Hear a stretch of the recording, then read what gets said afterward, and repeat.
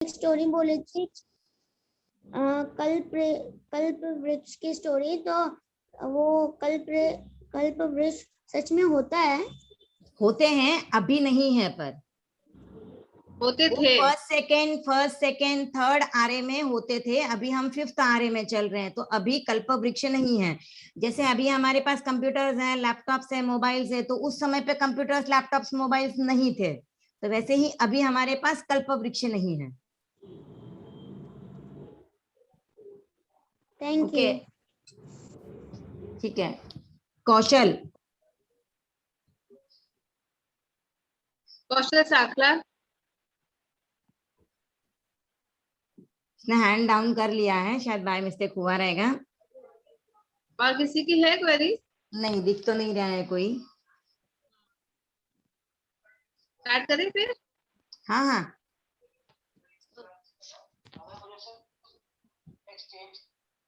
अनंत अनंत आस्था के केंद्र भगवान महावीर स्वामी के चरणों में सब भक्ति वंदना। तेरा पंथ धर्म संघ के एकादशम अधिशास्ता परम श्रद्धेय आचार्य श्री महाश्रमण जी के पावन चरणों में सब भक्ति वंदना। मातृ विद्या असाधारण साधी प्रमुख श्री जी के पावन चरणों में भाव भरी वंदना। यत्र तत्र सर्वत्र विराजित सभी चारित आत्माओं के पावन चरणों में उनकी सुख साधना पूछते हुए भाव भरी वंदना अर्ज करती हूँ। मुंबई ज्ञानशाला की आंतरिक संयोजिका और उनकी पूरी क्रिएटिव टीम और हमारे ट्रेनर श्रीमती रेखा जी धाकड़, और आज हमारे बीच में उपस्थित है हमारी कार्य समिति सदस्य में से एक विभाग होता है शिविर परीक्षा विभाग, जो टीचर्स की एग्जाम्स होल्ड करते हैं। जैसे केंद्र बनता है वहां पे टीचर्स के लिए जो एग्जाम हम लेते हैं, टीचर्स भी कैसे बनते हैं, जब विज्ञ विशारद और स्नातक की जब एग्जाम दे देते हैं टीचर्स, तो उनकी एग्जाम की लेने के लिए एक केंद्र बनाया जाता है और उस केंद्र की देखरेख करते हैं, वो कहलाते हैं शिविर परीक्षा विभाग पर। तो आज हमारे बीच में दालगनी जोन से बोरीवली से श्रीमती उषा जी सिंघवी उपस्थित है, तो मैं उनसे रिक्वेस्ट करूंगी कि वे आज की कार्यशाला की शुरुआत करें महामंत्र नमस्कार से। तो ओवर टू यू उषा जी सिंघवी, जो लगभग 5 वर्षों से हमारे इस शिविर परीक्षा विभाग के दायित्व को बहुत ही अच्छे तरीके से संभाल रही है।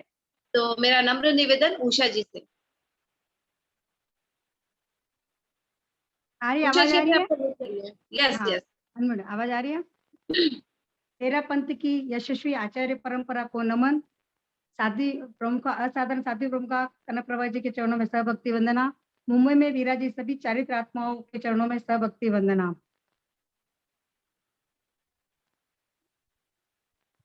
मुंबई की ऊर्जावान सशक्त आंचलिक संयोजिका सुमन जी एवं उनके साथ कदम से कदम मिलने चलने वाली अनीता जी परमार, विभागीय संयोजिका संजू जी, राशि जी कच्छारा, सभी मतलब संजू जी और कामिनी जी, रिंकू जी, सभी को सादर जय जिरन। और ट्रेनर जो हमारे रेखा जी धाकड़, जो नाम से ही धाकड़ है और सिखाने में भी धाकड़ है, बहुत अच्छी तरह से बच्चों को समझा रहे हैं। साथ साथ में मैं भी सीख रही हूँ, आधा हुआ अभी तक चालू है थोड़ा।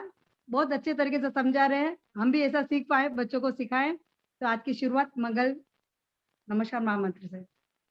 ओम ह्रीं नमो अरहंताणं। ओम ह्रीं नमो सिद्धाणं। ओम ह्रीं नमो आयर्याणं। ओम ह्रीं नमो उवच्चायाणं। ओम ह्रीं नमो लोये सव्वसाहूणम्। ऐसो पंचनमोकारो सव्वपावपणासनो। मंगलाणं च सव्वेसिं पढमं हवै मंगलम्। पढमं हवै मंगलम। धन्यवाद संजू जी, जो आपने हमें मौका दिया। Thank you so much Usha जी, आपने अमूल्य समय में से हमारे लिए समय निकाला और आज यहाँ उपस्थित हुई कार्यक्रम की शुरुआत के लिए। तो आपके प्रति बहुत बहुत आभार। और आप चाहे तो इस कार्यशाला में अभी ज्वाइन होकर आगे का जो आपको सीखना है वो सीख सकते हैं। मैं तो ज्वाइन होती हूँ, मेरी हाँ, की क्लास में नहीं हुई थी, लेकिन बच्चों की क्लास में ज्वाइन हो रही हूँ। इसीलिए रखिए कि ताकि हम अच्छे से सीख पाए और बच्चों को अच्छे से सिखा पाए। कितनी बार तो हमारे ध्यान नहीं लिए रहता है, भले काम हो जाता है दिमाग में से निकल जाता है, पर अभी बरोबर कर रही हूँ मैं, इसीलिए जहाँ तक सिखा रहे रेखा जी वहां तक तो हो गया है, अभी यहाँ से शुरुआत है, वापस नहीं। चलिए बहुत अच्छी बात है। हम्म, थैंक यू सो मच। बच्चों धन्यवाद। आज कार्यशाला हमारी लगभग मुझे लगता है ये 2 या 3 सप्ताह की और 2 सप्ताह की और बची है और हमारे बिछड़ने का टाइम भी आने वाला है। लेकिन जितना हमारा विशेष बाकी है उसके लिए मैं विनम्र अनुरोध करूंगी रेखा जी से कि वे आज की कार्यशाला को आगे बढ़ाएं। और मुझे विश्वास है बच्चों आप लोगों ने अब तक जितना भी टीचर ने रेखा जी ने सिखाया है समझाया है आप लोगों ने लर्न किया होगा, क्योंकि एग्जाम्स के दिन भी हमारे नजदीक ही आने वाले हैं। बहुत ही सरल एग्जाम होगी और आप सभी ज्यादा से ज्यादा एग्जाम से जुड़े ऐसी मैं शुभकामना करती हूँ आप सभी के प्रति। और विनम्र निवेदन करती हूँ रेखा जी से कि आज की कार्यशाला को आगे बढ़ाए। रेखा जी धाकड़। सर्वज्ञ सर्वदर्शी प्रभु महावीर के चरणों में मेरा भाव भरा वंदन। परम आराध्य परम पूज्य गुरुदेव के चरणों में मेरा भाव भरा वंदन। सभी चारित्र आत्माओं के चरणों में मेरा भाव भरा वंदन। मुंबई ज्ञानशाला की पूरी टीम, मुंबई ज्ञानशाला के सभी पदाधिकारी, ज्ञानशाला प्रशिक्षक, सभी पेरेंट्स और जूम पर उपस्थित ज्ञानशाला के सुपरस्टार्स, जैसे आपको सब बोलते हैं कि आप ज्ञानशाला के सुपरस्टार्स हो, आपकी वजह से ज्ञानशाला चमक रही है। हम एफर्ट्स कर रहे हैं, ठीक बात है, पर आपका जब तक साथ नहीं मिले तब तक ये जो भी लक्ष्य हम सोचते हैं वो कंप्लीट नहीं हो पाएगा। तो सभी को मेरा सादर जय जिनेंद्र। जो भी बच्चे जुड़े हैं, जो भी पेरेंट्स, ज्ञानशाला प्रशिक्षक, सभी को मेरा सादर जय जिनेंद्र। हम अपनी क्लास की शुरुआत मंगल गान से करेंगे। सबके हाथ आनंद केंद्र पर जुड़े रहें। सर्वमंगल मांगल्यम सर्वकल्याण कारणम प्रधानम सर्वधर्माणां जैनं जयतु शासनम। ब्राह्मी चंदन बालिका भगवती राजीमती द्रौपदी कौशल्या च मृगावती च सुलसा सीता सुभद्रा शिवा कुन्ती शीलवती नलस्य दयिता चूला प्रभावत्यपि पद्मावत्यपि सुन्दरी प्रतिदिनं कुर्वन्तु नो मङ्गलम् कुर्वन्तु नो मंगलम। सभी को एक बार पुनः सादर जय जिनेंद्र। हमने अब तक 6 व्रत देख लिए हैं। 12 व्रतों में से 6 व्रत हमारे कंप्लीट हो चुके हैं। हमने देखा है श्रावक के जो व्रत हैं 12। तो सबसे पहले ज्ञान दर्शन, उसके बाद चारित्र, फिर संलेखना। तो ज्ञान और दर्शन के व्रत हमने देख लिए। चारित्र के जो 12 व्रत है श्रावक के, उनमें से भी हमने 6 व्रत देख लिए हैं। 6 व्रत का उच्चारण देखने के साथ साथ उनका अर्थ भी हमने समझ लिया है। तो एक बार हम रिवीजन कर ले। श्रावक के 12 व्रतों के नाम क्या है? तो अहिंसा अणुव्रत, सत्य अणुव्रत, अचौर्य अणुव्रत, स्वदार संतोष अणुव्रत, इच्छा परिमाण अणुव्रत, दिग्व्रत, उपभोग परिभोग परिमाण व्रत, अनर्थ दंड वीरमण व्रत, सामायिक व्रत, देशावकाशिक व्रत, पौषधोपवास व्रत, यथा संविभाग व्रत। आपको अगर ये नाम याद होंगे तो आपको फटाफट आगे के व्रत भी उसी सीक्वेंस में आते जाएंगे। अदरवाइज आपको बुक देखने की जरूरत पड़ सकती है। तो आपको ये नाम भी अच्छे से याद रखने हैं, इसके लिए मैंने आज आपको रिवीजन करवाया है। अब हम चलेंगे आगे का जो व्रत है हमारा,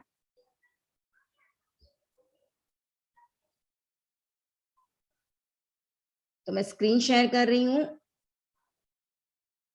आगे का व्रत आज हमारा है, हमने दिग व्रत तक देखा था। अब हम देखेंगे उपभोग परिभोग परिमाण व्रत।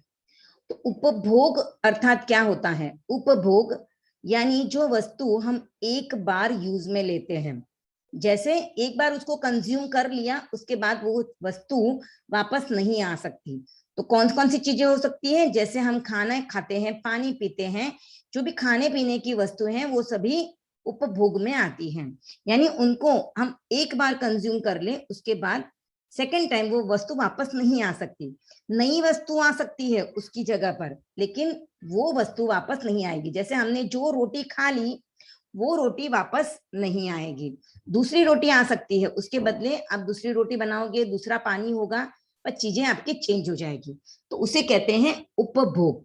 इसे ही भोग भी कहते हैं, यानी जो वस्तु सिर्फ एक बार यूज में की जाती है। परिभोग यानी वो वस्तुएं जो हम बार बार यूज में लाते हैं, मतलब एक बार यूज करने से वो चीज खत्म नहीं हो जाती है। जैसे कपड़े हैं, मकान है, हमारे जो गैजेट्स हैं, और भी कई वस्तुएं जैसे बैग्स हैं। तो जो भी वस्तुएं हैं, हमारे मोबाइल्स हैं, चश्मा है, कपड़े हैं, या फिर हमारे घर में जो बेड है, जो भी वस्तुएं, कबर्ड्स हैं, स्विंग्स वगैरह हैं आपके घर में, या व्हीकल्स हैं, तो जितनी भी वस्तुएं, चप्पल है, ये वस्तुएं आप बार बार यूटिलाइज करते रहते हो, तो उन्हें कहते हैं परिभोग, यानी बार बार इनका हम उपयोग करते हैं। टॉवेल है, रुमाल है, चद्दर है, एवरीथिंग, इच एंड एवरीथिंग जो आप बार बार यूज करते हो उसे कहते हैं परिभोग।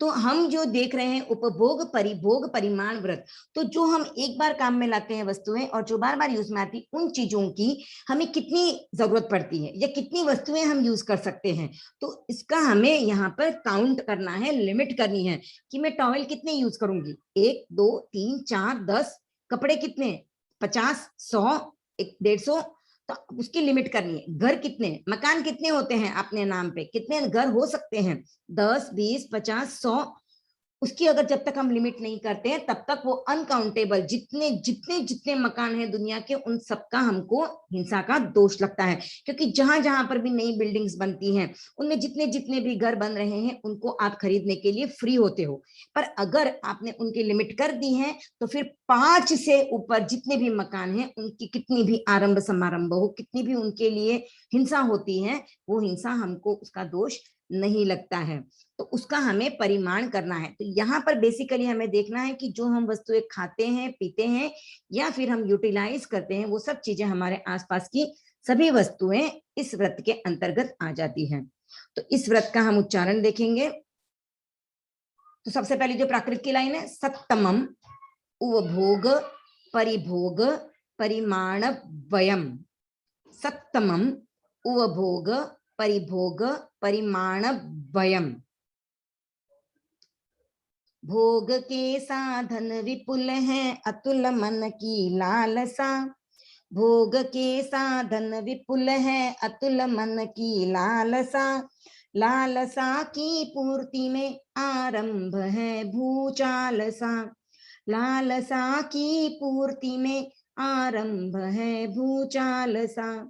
खाद्य संयम वस्त्र संयम वस्तु का संयम बढ़े, खाद्य संयम वस्त्र संयम वस्तु का संयम बढ़े, भोग या उपभोग का संयम सफलता से सधे, भोग या उपभोग का संयम सफलता से सधे।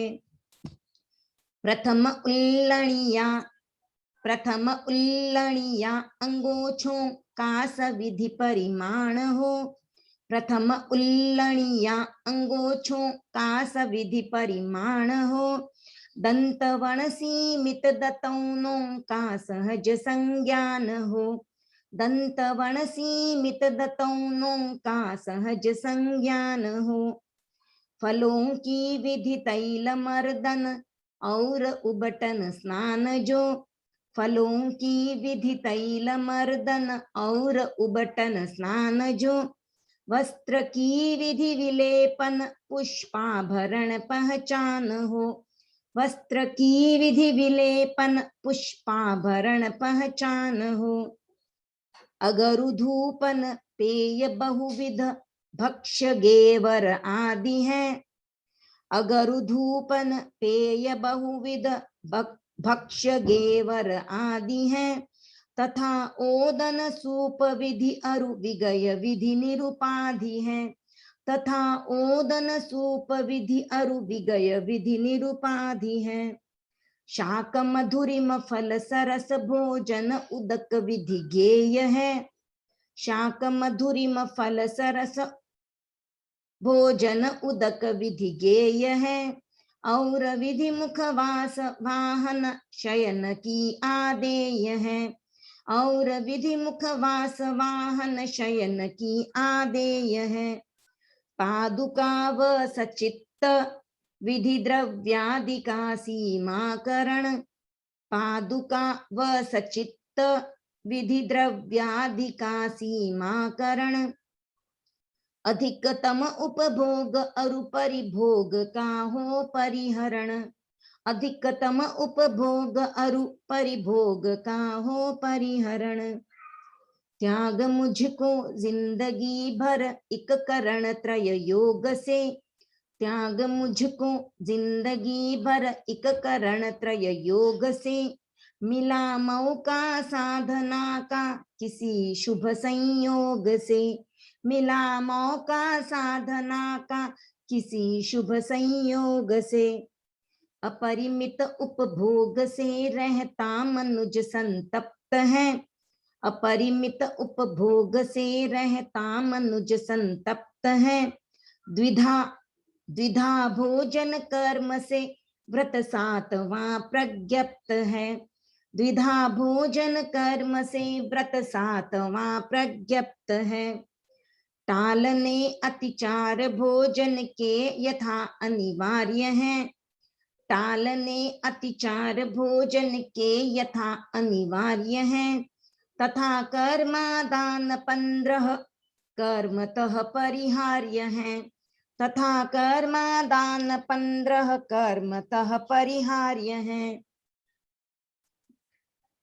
तो एक बार वापस देखेंगे उच्चारण इसका एक साथ। आपने देखा होगा ये व्रत बड़ा है, इसकी जो लाइंस हैं 20 लाइंस हैं। जैसे ज्ञान के अतिचार की लाइंस थी 14, तो ये सबसे बड़ा व्रत में भी इसकी 20 लाइंस हैं। तो हमें ये 20 लाइंस को याद करना है। किस तरह से करना है मैं आपको पैराग्राफ्स बताऊंगी, तो आपको उस तरह से उनको याद में रखना होगा। तो हम एक बार वापस पूरा उच्चारण देख लेते हैं। सत्तमम उपभोग परिभोग परिमाण वयम, भोग के साधन विपुल है अतुल मन की लालसा, लालसा की पूर्ति में आरंभ है भूचाल सा। खाद्य संयम वस्त्र संयम वस्तु का संयम बढ़े, भोग या उपभोग का संयम सफलता से सधे। प्रथम उल्लणिया अंगोछों का सविधि परिमाण हो, दंतवण सीमित दतौनों का सहज संज्ञान हो। फलों की विधि तैल मर्दन और उबटन स्नान जो, वस्त्र की विधि विलेपन पुष्पाभरण पहचान हो। अगरु धूपन पेय बहुविध भक्ष्य गेवर आदि है, तथा ओदन सूप विधि अरु विगय विधि निरुपाधि है। शाक मधुरिम फल सरस भोजन उदक विधि गेय है, और विधि मुख वास वाहन शयन की आदेय है। पादुका व सचित्त विधि द्रव्यादिका सीमाकरण, अधिकतम उपभोग अरु परिभोग का हो परिहरण। त्याग मुझको जिंदगी भर इक करण त्रय योग से, मिला मौका साधना का किसी शुभ संयोग से। अपरिमित उपभोग से रहता मनुज संतप्त है, द्विधा भोजन कर्म से व्रत सातवां प्रज्ञप्त है। टालने अतिचार भोजन के यथा अनिवार्य है, तथा कर्मादान 15 कर्मतः परिहार्य है। तो यहाँ पर आपको ध्यान देना है कि जब हम इस व्रत को याद करेंगे तो इसमें पहली 4 लाइन का हमको एक पैराग्राफ जो है उसको रखना है। वो होगा हमारा फर्स्ट जो है कि ये 4 लाइंस का एक ग्रुप बनेगा। उसके बाद प्रथम उल्लणिया से लेकर निरुपाधि विगय विधि निरुपाधि तक सेकंड ग्रुप बनेगा 6 लाइन का। तो 4 और 6 10 हो जाएंगी। तो ये सेकंड ग्रुप होगा, यानी हमें 6 पहला ग्रुप याद रखना है, उसकी 4 लाइन है। सेकंड ग्रुप में 6 लाइन है। उसके बाद शाक मधुरिम फल से लेकर किसी शुभ संयोग से तक 6 लाइंस का थर्ड ग्रुप होगा। एंड देन लास्ट की जो फोर्थ 4 लाइंस है, अपरिमित उपभोग से लेकर कर्मतः परिहार्य है तक, ये हमारा चौथा ग्रुप होगा। तो हम इस 4 ग्रुप में अगर इनको याद करेंगे इसको, तो बराबर से हमारा सीक्वेंस भी आएगा और हमें बराबर से मेमोराइज भी हो जाएगा। तो अब हम इसका अर्थ देखते हैं कि यहाँ पे क्या कहा जा रहा है कि इतने सारे साधन है, इतनी सारी वस्तुएं संसार में हैं कि जो मैं जिनका उपभोग कर सकती हूँ, जिनका मैं परिभोग कर सकती हूँ। तो ये इतनी सारी वस्तुएं हैं, ठीक है। तो इतनी सारी वस्तुएं हैं और मेरे मन में भी इच्छा इतनी है कि मैं सब चीजों को उपयोग करके देखूं। पर क्या ये संभव है कि जितनी भी वस्तुएं उनको सबको मैं यूज कर सकूं? ऐसा तो हो ही नहीं सकता है, क्योंकि मेरी इच्छा कितनी भी हो, आकाश के जितनी अनंत होती है इच्छा, तो उतना सब होते हुए भी मैं सभी वस्तुओं का उपयोग मेरी एक लाइफ में, तो क्या मैं कितने ही जन्म ले लूं, अनंत अनंत जन्म ले लूं, तो भी मैं संसार की सभी वस्तुओं को यूज नहीं कर सकती हूँ। तो इसके रिगार्डिंग आपको एक स्टोरी बताना चाहूंगी। एक व्यक्ति गरीब था, उसके पास खाने पीने को कुछ भी नहीं था, बहुत गरीब था। तो एक बार वो राजा के पास जाता है और राजा से कहता है कि राजन, मेरे पास रहने को मकान नहीं है, खाने को सामान नहीं होता है, मुझे भूखा रहना पड़ता है आधी बार। तो राजा ने कहा कि एक काम करो, मैं तुम्हें एक लिबर्टी देता हूं कि ये पूरा राज्य जो है मेरा है, और मैं तुम्हें एक फैसिलिटी देता हूं कि तुम जितना भाग, जितना जो पार्ट है उसको कवर कर पाओगे, पैदल चलो, दौड़ो, जितना भी तुम्हें कवर करना है, तुम अगर कवर कर सको तो जितना तुम कवर करोगे उतना पार्ट तुम्हें दे दिया जाएगा। तो एक कंडीशन रखी गई थी कि वो जितना भागेगा और भाग के वापस रिटर्न इवनिंग तक, सनसेट से पहले पहले उसको रिटर्न आना है। तो वो रिटर्न जहां जितना कवर करके सनसेट तक आ जाएगा रिटर्न, तो उतना पार्ट उसको मिल जाएगा। तो वो भागना शुरू करता है, 10 किलोमीटर होता है, 15 किलोमीटर होता है। तो उस समय पे मतलब मिड डे हो जाता है, यानी 12 साढ़े 12 के आसपास समय चला जाता है। तो अब उसको उस समय पे रिटर्न हो जाना चाहिए, क्योंकि अगर हमारे पास टारगेट हो कि हमें 1 घंटे में जितना डिस्टेंस कवर करके हम वापस आए, तो हमें क्या करना चाहिए, हम आधे घंटे या 25 मिनट्स तक ही चले और बाकी पार्ट में हम रिटर्न आ जाए, ताकि हम वो डिस्टेंस वापस, उतना हमें उतना सेम डिस्टेंस आना है, जितना डिस्टेंस हम गए हैं उतना ही डिस्टेंस हमको वापस कवर करना होता है। तो हमें इतना अवेयर रहना चाहिए। पर उस व्यक्ति की जो ग्रीड है वो इतनी बढ़ रही थी कि उसने सोचा कि मैं थोड़ा और चला जाता हूँ। ऐसा करते करते वो 50 किलोमीटर तक चला जाता है। तो उसने इतना सारा एरिया माप लिया, पर क्या हुआ, इतना लंबा जाने के बाद सनसेट होने में सिर्फ थोड़ा ही टाइम बाकी था, और जो 50 किलोमीटर उसने पूरे दिन में भागे थे, उतना डिस्टेंस वापस कवर करना उसके लिए पॉसिबल नहीं था। उसने वापस कोशिश भी की आने की, पर वो उस समय तक नहीं पहुंच पाया। और हाल ऐसा हुआ कि वो इतना थक गया, उसकी सारी शक्ति जो है वो एग्जॉस्ट हो गई और उसकी वहीं पर डेथ हो गई। तो इंसान की जरूरतें कितनी होती हैं और इंसान को चाहिए कितना होता है, लेकिन इंसान के मन में लालच इतना होता है कि सब मुझे मिल जाए, सब मेरे पास आ जाए, सब मुझे मिले। 10 किलोमीटर क्यों, मैं तो 50 किलोमीटर, एक घर क्यों, मैं 50 घर रखूं। दुनिया में इतने सारे घर हैं, हमारे पास सब घर नहीं हो सकते हैं। ज्यादा से ज्यादा हम 20, 30, 25, 50, 100, बहुत ही वेल्दी पर्सन होगा तो 200, 300, उससे ज्यादा कितने घर रखेगा एक लाइफ में? उससे ज्यादा घर आप नहीं रख पाओगे। उससे ज्यादा अगर आप धन भी कमाओगे तो कितना रखोगे? जो संसार का जितना भी धन है उसका एक पार्ट भी किसी वेल्दी पर्सन के पास हम नहीं काउंट कर सकते हैं। तो इतना सारा इस लोक में फैला हुआ सब हम नहीं कर पाएंगे, लेकिन हमारी भी जितनी जरूरत है उतना हम रख लें तो बाकी के सब काम को नहीं लगेगा। तो उस गरीब व्यक्ति ने भी अगर लालच नहीं किया होता, वो 10 किलोमीटर दौड़ के वापस रिटर्न आ गया होता, तो आज वो जिंदा भी होता और उसके पास 10 किलोमीटर जितनी जमीन भी होती थी, वो अच्छी लाइफ जी रहा होता। लेकिन लालच जो है वो व्यक्ति के दिमाग पर, अकल पर पर्दा डाल देता है। जैसे कहते हैं विनाश काले विपरीत बुद्धि। जब आपका समय खराब होता है, आपका विनाश होना होता है, उस समय पे आपकी बुद्धि आपको राइट क्या है, रॉन्ग क्या है, वो सोचने नहीं देती है। आपके माइंड को उस तरफ डाइवर्ट करती है कि आप वैसा ही काम करते हो कि आपको नुकसान होगा या आपका डिसीजन गलत होगा और आपको नुकसान उठाना पड़ेगा। जैसे हमको पता भी है कि जंक फूड खाना हमारी बॉडी के लिए अच्छा नहीं है। क्यों अच्छा नहीं है जंक फूड खाना?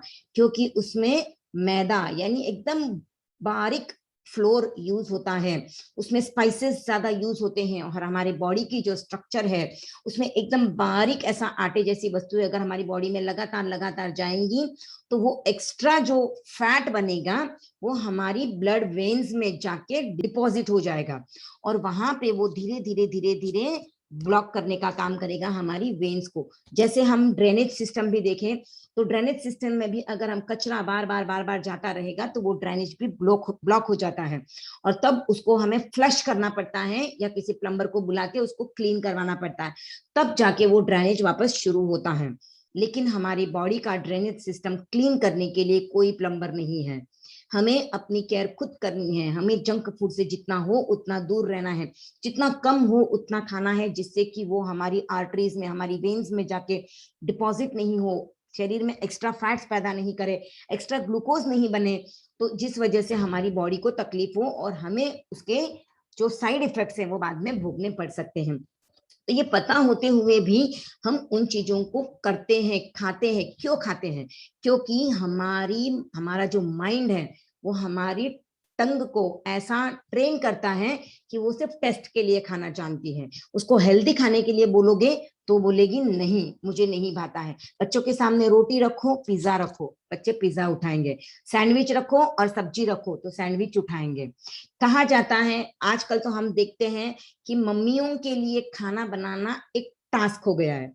पहले की मम्मियां सिंपल रोटी सब्जी बना के रख देती थी। राब, राजस्थान की बात करूं मैं तो मकई की राब बना के रख देती थी, खेतों पे चली जाती थी, बच्चे खुद खाना लेते थे और खा लेते थे और फिर भी हेल्दी थे। और आजकल मम्मियां ऐसा तरीका ढूंढूं, मैं ऐसा करूं तो मेरा बच्चा करेला खाएगा, मैं ये सब्जी बनाऊं, इस तरह से इसको और मॉडिफाई करूं तो बच्चे मेरे दूध ही खाएंगे। तो कितना कितना मेहनत करके वो खाने को और डेकोरेटिव वे में या फिर ऐसा छुपा छुपा के बच्चों को खिलाने की कोशिश करते हैं। बच्चों को इतनी सारी फैसिलिटीज मिल रही है, ड्राई फ्रूट्स खा सकते हैं, फ्रूट्स खा सकते हैं, इवन खुद को हेल्दी रखने के लिए उनको सभी तरह की वस्तुएं मिल रही है, क्योंकि अभी पैसे भी बहुत आ गए हैं हमारे पास। पहले लोगों के पास पैसे नहीं थे, चीजें भी कम थी तो भी हेल्दी थे। आज हमारे पास सब सुविधाएं आ गई है, हमारे पास पैसे भी हैं, हम सभी चीजें खरीद सकते हैं, बहुत हेल्दी फूड खा भी सकते हैं, पर फिर भी हम जंक फूड की तरफ जा रहे हैं। और मम्मियों के लिए भी खाना बनाना एक फुल टाइम टास्क हो गया है। पहले की औरतें खाना बनाने के बाद भी खेतों में जाती थी, लोगों से कांटेक्ट करने का उनके पास टाइम होता था, धर्म करने का भी टाइम होता था, साधु साधुओं के जाती थी, सामायिक करती थी। आज की लेडीज के लिए प्रॉब्लम हो गई है कि जो टाइम वो मशीनों से बचा रही है उतना टाइम उनका खाना बनाने में जा रहा है, या फिर ये गजेट्स उनका टाइम खा रहे हैं। तो वो न तो अपने लिए टाइम अच्छे से यूटिलाइज कर पा रही हैं और ना ही उसको प्रोडक्टिव वे में उसका आउटपुट निकाल पा रही है। भले ही कितनी टेक्निक्स आ गई है, कितनी फैसिलिटीज हमारे पास आ गई है, फिर भी हम पीछे ही हैं। ना हमारी हेल्थ पहले वाले लोगों जैसी है।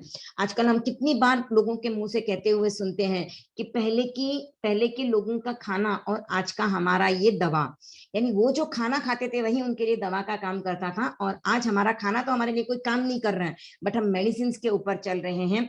इवन 10 साल का बच्चा, 5 साल के बच्चे को आप सुनते देखोगे कंप्लेंट देते हुए कि घुटने दर्द कर रहे, पैर दर्द कर रहे, कमर दर्द कर रही है। 40 साल की उम्र तक पहुंचते पहुंचते तो लेडीज को घुटनों की प्रॉब्लम शुरू हो ही जाती है। और अलग प्रॉब्लम आनी तो बात अलग है, वो तो आती है, पर ये जो बेसिक प्रॉब्लम है वो आनी शुरू हो जाती है। इतनी फैसिलिटीज, इतना सब कुछ होते हुए भी हमें ये प्रॉब्लम्स फेस करनी पड़ रही है। तो जितनी जितनी सुविधा बढ़ रही है उतना उतना हमारे लिए डेंजरस भी होता जा रहा है। लाइफ स्पैन भी इंसान का कम हो गया है। पहले के लोग 100 साल, 90 साल, 93, 94, 95 तक जीते थे। आजकल 60, 70, 30, 40 वो भी डिजीजेस की वजह से जा रहे हैं। नॉर्मल मृत्यु तो इंसान को आए, उनका आयुष्य पूरा होगा तो मृत्यु आने ही वाली है, क्योंकि जो इंसान जन्मा है उसकी मृत्यु तो होने ही वाली है। कब होगी डेथ वो हमें पता नहीं है, वो सर्टन नहीं है, पर डेथ तो होनी है। तो हम धीरे धीरे जो एक एक दिन हमारा बीत रहा है, हम डेथ की तरफ ही बढ़ रहे हैं। तो हमें अपनी इच्छाओं को कंट्रोल करना है। भले ही कितनी सारी वस्तुएं हैं, हमें सब चीजों को उपयोग हम नहीं कर पाएंगे तो हम उनका लिमिट कर ले, कितनी हम दिन भर में कर पाएंगे। तो ये जो हमारी लालसा है, उस लालसा को, हमारी डिजायर्स को कंप्लीट करने के लिए हम लोगों ने चारों ओर हाहाकार मचा रखा है। इसी हाहाकार का नतीजा हम लोगों ने देखा, ये लॉकडाउन आया है और कोरोना वायरस आ गया है, कि इंसान ने अपनी इच्छाओं को कंट्रोल नहीं रखा। उसने जो नेचर है उसका exploitation fully up to the limit कर लिया है, और उसी एक्सप्लॉइटेशन का रिटर्न फल नेचर ने उसको दिया है कि आज वो घर में बंद है। जितना इंसान ने सोचा था कि मैं बाहर जाऊंगा, एक्सप्लोर करूंगा, तो उतना ही अब वो 1.5 साल से घर में बंद है, बाहर नहीं जा पा रहा है, कैद हो गया है घर में। तो ये जो लालसा की पूर्ति, यानी लालसा को पूर्ण करने में, कंप्लीट करने में, मुझे ये भी चाहिए, मुझे वो भी चाहिए, ये भी चाहिए, सब कुछ चाहिए मुझे, तो वो पाने के लिए सब जगह ये भूचाल आ गया है। भूचाल यानी एक टाइप का अर्थक्वेक है। तो ये अर्थक्वेक हमारी लाइफ में आ गया है। रियल में ऐसा कुछ हुआ नहीं है, पर उसे एक अर्थक्वेक की तरह है कि हमारी जिंदगी हिल गई है। हमारे मन में आजकल तो सबके मन में डाउट आता है कि क्या होगा, हम जिएंगे, कितना टाइम जिएंगे, कहीं हमारे पे कोई ऐसी मुसीबत नहीं आ जाए, क्योंकि बहुत सारे लोगों की डेथ इस कोरोना की वजह से हो चुकी है, बहुतों के साथ ये अनहोनी हो चुकी है, तो कहीं अगला नंबर हमारा ना हो, तो ये भी एक डर लगा रहता है। इसके लिए हम पूरी प्रिकॉशंस का भी फॉलो कर रहे हैं। उसके बाद भी पता नहीं कब ऐसा समय हमारे पे भी आन पड़े, हम बोल नहीं पाएंगे। तो हमें क्या करना है, तो हमें खाद्य का संयम करना है, खाने की वस्तुओं का संयम करना है, पीने की वस्तुओं का संयम करना है कि हमें क्या पीना है और क्या खाना है, क्या हमारे लिए अच्छा है। वैसे ही हमें वस्त्र, कपड़ों का लिमिट करना है, और जो वस्तुएं हमारी यूज में आती हैं उन वस्तुओं का भी हमें लिमिट करना है, उनका हमें संयम करना है, कंट्रोल करना है। तो हम भोग और उपभोग का ये संयम जो है वो हमारा इजीली हो पाएगा। जब हम खाद्य, वस्त्र और वस्तु इन चीजों का कंट्रोल कर लेंगे तो अपनी डिजायर्स अपने आप कंट्रोल हो जाएगी। इसके लिए एक एग्जांपल आपको बताऊं, जैसे अभी देखिए मैंने ज्ञानशाला की यूनिफॉर्म पहनी है, या आप भी ज्ञानशाला में जाते हो तो आप ज्ञानशाला की यूनिफॉर्म पहनते हो, तो आपको सोचना पड़ता है कि मुझे क्या पहनना है? नहीं, क्योंकि आपको पता है वहां पे मुझे यही वस्तु पहननी है। लेकिन वहीं आपको कहीं पार्टी में जाना होता है तो आपका 1 दिन पहले या 2 दिन पहले सोचना शुरू हो जाता है कि मैं क्या पहनूं, ये ड्रेस पहनूं, नहीं ये तो मैंने उस समय पहनी थी, अब नहीं पहनी, ये नहीं, ये तो उस लड़की की भी मैंने देखी थी, कॉमन होगी, मुझे नहीं पहननी है, ये नहीं, ये नहीं, ये ज्यादा अच्छी नहीं लगेगी। तो हमको इतना सारा सोचने में टाइम लगाना पड़ता है जब हमारे पास ऑप्शंस खुले होते हैं। लेकिन जब हमारे लिए ऑप्शंस हो जाते हैं, कम हो जाते हैं कि नहीं आपको यहाँ पे यही ड्रेस पहननी है, तो फिर आपको सोचना नहीं पड़ता, आप 5 मिनट पहले उठते हो, वो ड्रेस निकालते हो, तैयार होते हो और चल पड़ते हो। तो ये होता है जब आप संयम करते हो तब आपको ज्यादा टाइम अच्छी बातों के लिए देने में मिल जाता है। अब आ रहा है कि हम कौन कौन सी वस्तुओं का संयम कर सकते हैं। तो ऐसे 26 टाइप्स के जो संयम है वो हम कर सकते हैं। ये एक नाम लिया है, इसमें सभी वस्तुएं आ जाती हैं जो कौन कौन सी चीजों का हमें संयम करना है। तो फर्स्ट हम देखेंगे उल्लणिया, यानी रुमाल विधि, यानी रुमाल है, हैंडकरचीफ है, टॉवेल्स है, ये सब इसमें आ जाते हैं जो हमारी बॉडी को क्लीन करने के लिए हम यूज करते हैं। तो रुमाल हम कितने रखेंगे, दिन भर में कितने यूज करेंगे, साल भर में कितने यूज करेंगे, टॉवेल में दिन में कितने यूज करूंगी।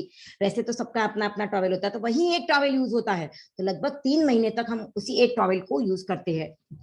एक जनरल मैं आइडिया दे रही हूँ, किसी के 6 महीने भी चलते होंगे, किसी के 2 महीने में भी चेंज कर दिए जाते होंगे।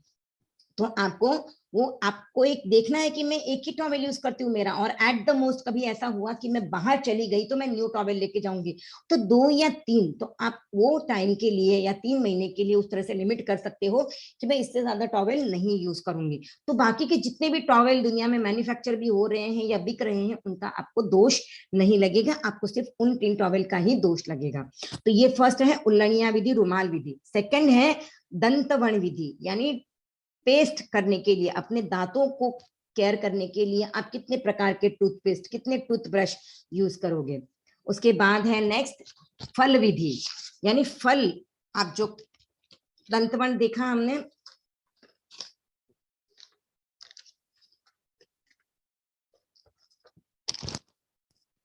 ठीक है। उसके बाद है फल विधि, तो कौन से फल आप खाओगे, कौन से फल आपके यूज में आएंगे, कहां पर आपको उन फल को कैसे यूज करना है, तो वो आपको देखना है। उसके बाद तेल कितने प्रकार के यूज करोगे, मालिश के लिए, सिर में लगाने के लिए, या खाने पीने के लिए भी आप यहाँ पे लिमिट कर सकते हो कि मैं खाने के लिए इतने प्रकार के तेल यूज करूंगी, बाल में लगाने के लिए इतने प्रकार का तेल, अगर बॉडी पे मालिश करने के लिए चाहिए तो इतने प्रकार के तेल। तो ये जो तेल मर्दन आ रहा है, तेल हम जो यूज करेंगे। उसके बाद है उबटन, उबटन यानी जो हम बॉडी पे लगाते हैं, जैसे फेस मास्क लगाते हैं हम, फिर जैसे हल्दी, बेसन, या कोई किसी प्रकार का स्क्रब वगैरह हम यूज करते हैं जो हमारी बॉडी को क्लीनिंग में यूजफुल होती है, हमारी बॉडी का जो कलर है उसको निखारने के लिए या हमारे पोर्स को खोलने के लिए हम यूज करते हैं, तो वो उबटन। फिर स्नान करने के लिए हम कितना पानी यूज करेंगे, कितना साबुन यूज करेंगे, कितना शैम्पू यूज होगा, वो सब चीजें भी इसी में आ जाती है, आगे जो स्नान विधि में आता है। उसके बाद है वस्त्र, तो पहनने के लिए हम कितने कपड़े यूज करेंगे, दिन में हम कितनी बार कपड़े चेंज करेंगे, वो इसमें आ जाता है। उसके बाद है विलेपन, यानी हमारी बॉडी को कवर करने के लिए, जैसे हम स्प्रे यूज करते हैं, बाम लगाते हैं, या और भी किसी प्रकार का मॉइस्चराइजर वगैरह हम लगाते हैं बॉडी के ऊपर, तो वो विलेपन इस चीज में आता है। क्रीम लगाते हो आप, फेयरनेस क्रीम्स वगैरह यूज की जाती हैं, तो वो विलेपन में आ जाता है। पुष्पाभरण यानी पुष्प, तो अब वो पुष्प आप सूंघने के लिए भी यूज कर सकते हो, अपने बॉडी को डेकोरेट करने के लिए भी यूज किया जा सकता है, उसकी माला बना के यूज की जा सकती है, या आप कोई मालाएं भी पहनते हो वो भी इसमें आ जाती है। इवन आप जो सेंट वगैरह यूज करते हो उसमें भी फूलों की स्मेल होती है, फूल यूज किए जाते हैं, फ्लावर्स का भी उसमें स्मेल रहता है, तो वैसे फ्लावर एसेंस वाले भी होते हैं सेंट और डिओज वगैरह, तो वो भी उसी में आपको काउंट करने हैं, तो वो भी हमें पहचान के उसकी हमको लिमिट करनी है कि मैं दिन भर में कितने यूज करती हूँ। उसके बाद है जो हम अगरबत्ती लगाते हैं, घर में धूप लगाते हैं, मॉस्किटो रिपेलेंट वगैरह यूज करते हैं, जो पहले कछुआ मच्छर अगरबत्ती होती थी, तो वो सब यहाँ पे आती है, अगरबत्ती और धूप में आ जाता है। फिर बहुत सारी पीने की वस्तुएं हैं, पेय पदार्थ, जूसेस हैं, कोल्ड ड्रिंक्स हैं, या फिर एनर्जी ड्रिंक्स हैं, तो सब यहाँ पे पे इसमें वो गिना जाएगा। उसके बाद है भक्ष्य विधि, तो यहाँ पे ये जो भक्ष्य विधि है ये मिठाइयों के लिए कहा गया है, एक नाम दिया है सिंबलाइज करने के लिए घेवर, पर इसी प्रकार की जितनी भी सब मिठाइयां हैं वो भक्ष्य घेवर इसमें आ जाती है, कि जितनी भी प्रकार की मिठाइयां हैं वो यहाँ पे आ गई। आगे है ओदन, तो ओदन यानी जो हम पका के खाना खाते हैं, तो मारवाड़ी में एक वर्ड आता है आदन, आदन यानी जब पानी को बॉईल आता है या कोई भी लिक्विड वस्तु है उसको जब बॉईल आता है तो उसको मारवाड़ी में आदन कहा जाता है, तो उसी का ये वर्ड है ओदन, यानी जिसमें हम पका देते हैं वस्तुओं को डाल के, तो खाने पीने की जो वस्तु है जैसे चावल बनती है, सब्जियां बनती हैं, और भी जैसे कोई कॉर्न्स वगैरह बॉईल करते हो, तो जो भी आप पका के जो वस्तुएं खाते हैं वो ओदन में आ जाती है। सूप विधि यानी जिसको आप बॉईल करने के बाद उसको पेस्ट जैसा बना देते हो, तो दाल बनाना या फिर सूप बना के खाते हो फ्रूट्स इसके वेजिटेबल्स के, तो वो यहाँ पर सूप विधि में आ जाता है। तो जितने भी लिक्विड दाल है या कोई भी सूप वगैरह बनाते हो तो सूप विधि में आ जाता है। उसके बाद है विगय विधि, विगय यानी जो ऑयली या फिर चिकनाहट वाली चीजें होती हैं वो इसमें आती हैं, जैसे दूध है, दही है, घी है, तेल, बटर और मिठाई, स्वीट्स आती हैं, और इवन जो कढ़ाई में बनती है वो वस्तुएं भी इसमें आती है। तो इसमें भी हमको लिमिट करनी है कि हम कितने विगय खाएंगे। 6 प्रकार की विगय होती हैं, वैसे भी घी, तेल, गुड़, शक्कर और स्वीट्स हम कितनी खाते हैं, तो हम उसकी भी लिमिट कर लेनी चाहिए। उसके बाद है हम सब्जियां कितनी खाएंगे, फ्रूट्स कितने खाएंगे, और खाने के लिए जो खाना बनता है, रोटी सब्जी दाल चावल सलाद, वो सब मिला के एक भोजन बनता है, तो हम कितनी बार भोजन करेंगे, दिन में 2 बार 3 बार 4 बार प्रॉपर खाना बैठ के खाएंगे, वो पानी कितना पिएंगे, इसकी भी हम लिमिट कर सकते हैं। और मुंह को फ्रेश रखने के लिए हम कितनी प्रकार की मुखवास यूज करेंगे, सौंफ है, धना दाल है, और भी बहुत सारे जैसे इलायची है, लौंग है, ये भी लोग रखते हैं मुंह में, मुंह को फ्रेश रखने के लिए। मिंट लीव्स है, चॉकलेट्स हम खाते हैं, तो ये सब चीजों की भी हम लिमिट कर सकते हैं। तो फिर उसके बाद वाहन, तो दिन में हम कितने प्रकार के वाहन लगाएंगे, बस में बैठेंगे, टैक्सी में बैठेंगे, स्कूटर पे बैठेंगे, प्राइवेट व्हीकल होगा, तो ये भी हमको डिसाइड कर सकते हैं, हम लिमिट कर सकते हैं कि कितने वाहन यूज करेंगे। सोने के लिए कितने बिस्तर यूज करेंगे, घर में अगर 10 बिस्तर है तो 10 बिस्तर तो हम यूज नहीं करते हैं, तो हम कितने बिस्तर यूज करेंगे, कितने पिलो, कितने चद्दर हमारे यूज होंगे, बैठने के लिए कितनी कुर्सियां, कितने सोफा, कितने टेबल हम यूज करेंगे, ये भी हम लिमिट कर सकते हैं। उसके बाद पहनने के लिए कितने चप्पल, कितने शूज, कितने सैंडल्स, वो भी हम डिसाइड कर सकते हैं, लिमिट कर सकते हैं। उसके बाद सचित्त, सचित्त यानी जो जीव सहित होता है, जीव सहित यानी जिसके छिलके और जिसके अंदर बीज होते हैं, तो छिलके और बीज जिनमें है उन्हें सचित्त कहा जाता है। तो हम उसके भी त्याग रख सकते हैं कि मैं एक दिन में 10 से ज्यादा सचित्त नहीं खाऊंगी। उसके ऊपर अगर खाने पड़े तो आप छिलके और बीज को अलग करके भी खा सकते हो। तो दिन भर में कितने सचित्त आप यूज करोगे? सचित्त यानी जो हम रॉ खाते हैं, जैसे ककड़ी, कैरेट, रेडिश और टोमेटो, हम रॉ खाते हैं, उसको पकाते नहीं है तो वो सचित्त होता है। जब उनको पका लेते हैं तो वो अचित्त बन जाता है। तो अचित्त खाने की आपको पूरी छूट हो जाती है, पर आप सचित्त की लिमिट करते हो तो सचित्त आपका लिमिट में आ गया, पर अचित्त आप खा सकते हो। अचित्त में भी लोग लिमिट करते हैं। तो इन सबका हमको सीमाकरण करना है। द्रव्यादि यानी दिन भर में कितने द्रव्य खाएंगे, यानी कितनी वस्तुएं खाएंगे, काउंट करके कि मैंने काजू खाया, बादाम खाया, रोटी खाई, सब्जी खाई, दाल खाया, छाछ पी, दही खाया, तो मेरे 8 हो गए। तो मेरे को हर तरह से इस तरह से काउंट रख के भी करना है। जैसे एक दिन में, जैसे पर्यूषण में रखते हैं, बहुत लोग 11 द्रव्य रखते हैं, तो 11 वस्तुएं ही खाते हैं काउंट करके। उसमें दवाई, पानी और पेस्ट, ये 3 चीजें हम एक्सेप्शन रखते हैं, उन चीजों को 15 में काउंट नहीं करते हैं। वो मतलब 15 + 3 एड ऑन होता है, और 15 वस्तुएं ही खानी है। वैसे ही हम रेगुलर डेली में भी इस तरह के द्रव्य रख सकते हैं। आप 100 द्रव्य रख लो, 100 से ज्यादा आपका द्रव्य जाएगा नहीं, आपको गिनने की भी जरूरत नहीं है। आंख बंद करके आप खाओ तो भी 100 के ऊपर आपका, घर में रहते हो तब तक नहीं होगा। शादी ब्याह में कहीं पे गए हो तो हो सकता है, तो वहां पे आपको थोड़ा सा लिमिट बढ़ाना है कि अगर मैं बाहर जाऊं तो 150 या 200 तक वस्तुएं हो सकती हैं, या फिर तब वहां पे आपको काउंट रखने की जरूरत पड़ेगी कि मेरे 100 तक हो रही है या नहीं है। तो ये 26 प्रकार के उपभोग की वस्तुएं हैं, परिभोग की वस्तुएं हैं। तो इन वस्तुओं का यानी उपभोग की जो वस्तुएं, उनको हमें लिमिट करनी है। तो हमें जो अब जितना जितना हम कंट्रोल करते हैं, कंट्रोल नहीं करते हैं तो क्या होता है, हमको हमेशा लगा रहता है मुझे ये चाहिए, मुझे वो चाहिए। तो इस वजह से हम लोगों का क्या होता है, हम ये इसको कंट्रोल नहीं करते हैं, हम लिमिट नहीं करते हैं। ये भी वस्तु ले ली, वो भी वस्तु ली, आज मैं यहाँ गई तो मैंने ये साड़ी खरीद ली, वहां पे गई तो मुझे ड्रेस पसंद आई तो मैंने खरीद ली, वहां पे मैं गई तो मुझे ये पिलो पसंद आया तो मैंने ले लिया। लेकिन जब अगर मेरा लिमिट होगा तो मैं खरीदने से पहले सोचूंगी कि मुझे ये वस्तु लेनी है या नहीं है। तो वहां पर आपके पैसों का भी अपव्यय नहीं होता है। नहीं तो ऐसे होता है कि आप वस्तुएं खरीदते जाते हैं और कबड़ में वो पाइलअप होती रहती है। बाद में जब आप सफाई करने के लिए लेते हो तो पहले के कपड़े छोटे हो जाते हैं, वो दे देते हो, या फिर आउटडेटेड हो जाते हैं, आउट ऑफ फैशन हो जाते हैं, आप उनको यूटिलाइज नहीं करते। फिर नए के नए कपड़े हम काम वाली बाइयों को या हमारे यहाँ पे जो काम करते हैं स्टाफ, उनको दे देते हैं, और उसके बाद हम ऊपर से बोलते हैं कि हम लोगों की मदद करते हैं। एक तो आपने पहले चीजों को खरीद के एक्स्ट्रा रखा, और बाद में आप और ये बढ़ावा करते हो कि हम लोगों को देते हैं। और बोलने की बात तो मैंने यहाँ तक सुनी है कि हम नहीं देंगे तो उनको कौन देगा। अरे आप लोगे ही नहीं तो वो अपने आप चीजें किसी न किसी के यूज में आ जाएंगी, उनकी जैसी क्षमता होगी वो खरीदेंगे या नहीं खरीदेंगे। आपको दयावान बनने के लिए अननेसेसरी चीजों का एक्सप्लॉयटेशन नहीं करना है, क्योंकि आप एक्सप्लॉयटेशन करते हो तो उन चीजों को मैन्युफैक्चर करने के लिए वापस रिसोर्सेस यूज होते हैं, वापस उन रिसोर्सेस की कमी होनी शुरू हो जाती है। तो हमें पहले ही अपनी लिमिट्स को कंट्रोल करना है। अपनी जो यूटिलिटी है, हमको जो वस्तुएं लगने वाली है उसको हम कंट्रोल में रखेंगे तो उनका प्रोडक्शन भी कम करना पड़ेगा। जैसे अगर हम घर में खाना बनाते हैं, अगर हम ज्यादा नहीं बनाए, कम खाना बनाएंगे तो उतना ही खाना यूटिलाइज होगा। लेकिन हम ज्यादा खाना बनाएंगे, वो वेस्टेज होगा, बाहर फेंकना पड़ेगा, लोगों को देना पड़ेगा। तो इससे बेटर है कि हम अपने जितने चाहिए उतना ही हम बनाएं। क्योंकि हम खाना बनाते हैं, अगर हमने ज्यादा बनाया तो उतनी हिंसा का दोष हमें लगा, फिर हम और दूसरों को दे रहे हैं तो हिंसा तो हमें लग गई, उसके बाद हम लोगों की हेल्प करें तो हिंसा का जो पाप है वो तो हमें ही भोगना पड़ेगा।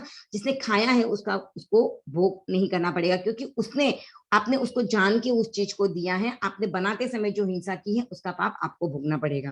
तो इसके लिए आप ज्यादा बना के लोगों को देना है, ज्यादा खरीद के लोगों को देना है। तो आपने खरीदा, उसका दोष आपको लगने वाला है, बनाया, उसका दोष आपको लगने वाला है। उसके प्रति हमें ध्यान रखना है। ऐसा जो त्याग है, ये जो हम त्याग करते हैं वो हम 1 करण और 3 योग से करते हैं। ध्यान दीजिए, 5th, 6th और 7 ये तीनों ही व्रत जो है वो 1 करण और 3 योग से होते हैं। 1 करण यानी करना, और योग यानी तीनों ही मन, वचन और काया से हमें इन चीजों पे कंट्रोल करना है। यानी ऐसे नहीं हो मैंने त्याग तो कर लिया लेकिन माइंड में मेरे वो आता रहे कि अरे यार मैंने क्यों त्याग किया, मुझे तो ये चीज चाहिए थी। या मैं बोल के बता दूं अरे मैंने त्याग कर दिया, मेरे आज 11 ही वस्तु है, मुझे नहीं करनी चाहिए थी, 12वीं वस्तु मेरे पास आ गई। तो मुझे बोल के भी उस चीज को जाहिर नहीं करना है। तो न बोलना है, न मन में विचार लाना है, और न काया से करना है। तो काया से करना फिर भी इजी हो जाता है, मन और वचन में लाना थोड़ा डिफिकल्ट होता है। तो वो भी हमें प्रैक्टिस से अपने अंदर उसको बढ़ाना है। अब ये मौका हमको मिला है, क्यों? क्योंकि हम ह्यूमन बीइंग्स हैं, हमारे पास रीजनिंग माइंड है, हम सोच सकते हैं कि मुझे क्या चाहिए क्या नहीं चाहिए, मैं किस चीज को लूं किस चीज को नहीं लूं, ये इतना विवेक करने की हम में कैपेबिलिटी है। तो ये मौका सिर्फ ह्यूमंस को मिला है, एनिमल्स इस तरह का त्याग नहीं कर सकते हैं, हम त्याग कर सकते हैं, ये कैपेसिटी सिर्फ हमारे पास है। तो ये शुभ संयोग हमारे साथ हुआ है और ये चांस हमें मिला है, तो हमें इसको पूरा यूटिलाइज करना चाहिए।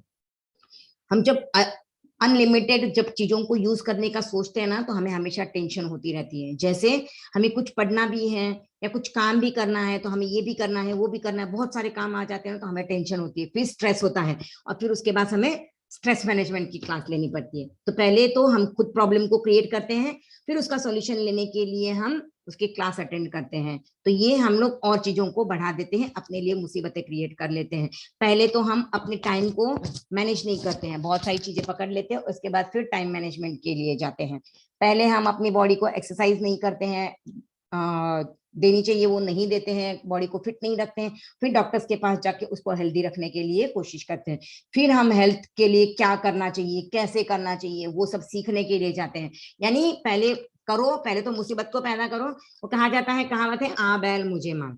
तो हमने खुद ने बैल को या प्रॉब्लम्स को इनवाइट किया है, पहले तो हमारी लाइफस्टाइल को गलत करके, हमारी खाने पीने के हैबिट्स को गलत करके, और फिर उसके बाद हम बोलते हैं कि अभी हमने गलत कर लिया, फिर प्रॉब्लम्स आती हैं, फिर उसके सॉल्यूशंस के लिए हम ढूंढते हैं, फिर कहते हैं हमने कितनी तरक्की कर ली है, आज हम कितनी सारी चीजें सीख रहे हैं, कितना सारा कुछ कर रहे हैं। तो पहले तो हमें प्रॉब्लम को इन्वाइट नहीं करना है, हमें बैल को रेड कपड़ा नहीं दिखाना है जिससे कि वो बुलक जो है हम पे अटैक करे। तो हमें इस तरह की वस्तुओं से बचना है, तो हम स्ट्रेस से भी बचेंगे और हमारी लाइफ भी अच्छी रहेगी। तो ये हम जो त्याग करते हैं वो दो तरह से हो सकता है। एक तो भोजन का, जो हमने अभी देखे 26 टाइप्स के भोजन, वो वस्तुओं के त्याग और खाने पीने की वस्तुओं का त्याग, और जो वस्तु हम यूज करते हैं उनके त्याग। और दूसरा त्याग जैसे हमने अतिचार में देखा था, 15 प्रकार के कर्मादान, यानी जो बिजनेस करते हैं उन वस्तुओं को खरीदने के लिए, वो वस्तुएं हमारे पास, उसके लिए हम जो पैसा कमाने का हमारा जरिया है वो है कर्म, यानी ट्रेडिंग हमारा। तो उन दोनों प्रकार से हम इन चीजों का, इन वस्तुओं का कंट्रोल करके अपनी इच्छाओं का भी कंट्रोल कर सकते हैं।